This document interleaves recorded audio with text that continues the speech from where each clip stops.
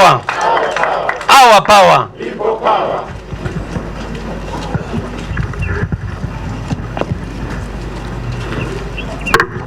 Bana imwetulire bassebo ne bannyabo. People power. Our power. People power.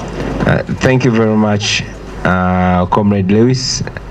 Ladies and gentlemen, good afternoon. It is not a very, very good afternoon with what we see going on in our country, with what we see happening to our people. But nevertheless, we say good afternoon. I want to address two, maybe three matters this afternoon. First, to add my voice on condemning the rampant abductions and enforced disappearances. You all notice, ladies and gentlemen, that there's a new wave of abductions and enforced disappearances. Many of us have read about the times of Pandagari, the times of Idi Amin, but even what we read is not as bad as what we see today. It's very unfortunate that it's happening, but it's even more unfortunate that we see a very loud silence from leaders, from political leaders, from religious leaders, from cultural leaders. To you, dear our religious leaders, we believe that God is stronger than any dictator, stronger than Nebuchadnezzar, stronger than Idi Amin, and certainly stronger than Museveni. We get disturbed why there's so much silence coming from our religious leaders. We grew up being taught about the Uganda matters, 45 of them, 22 from my own Catholic Church and 23 from the Anglican Church. Those were people that died because they stood for what is right. They stood for truth and for justice. They stood for their right to worship, just their right to worship. Up to today, we remember them.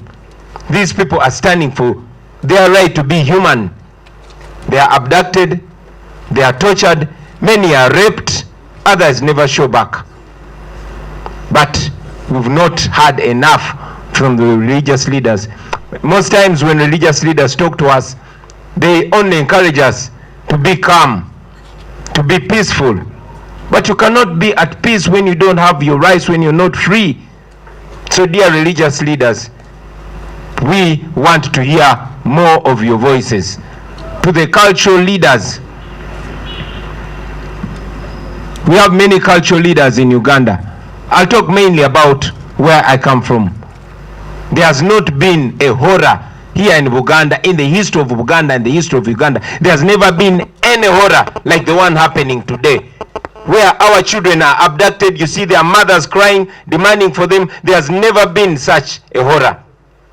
And we think that our leaders, who are supposed to be our representatives, we think this is supposed to be on your lips. If we cannot get them for us, at least talk about them. Let us know that we are represented by our leaders. Of course, I'll talk about the silence from the media.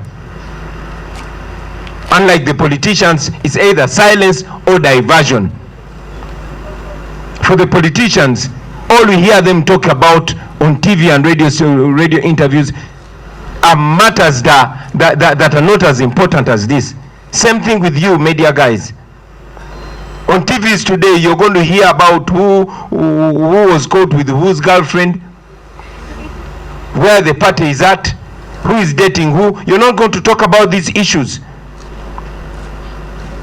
But you are also not safe. Recently, your fellow journalist, Remi Bahati, who exposed the regime and, interviewed Kakwenza on her Twitter space because the regime could not get their hand on her. They abducted her family.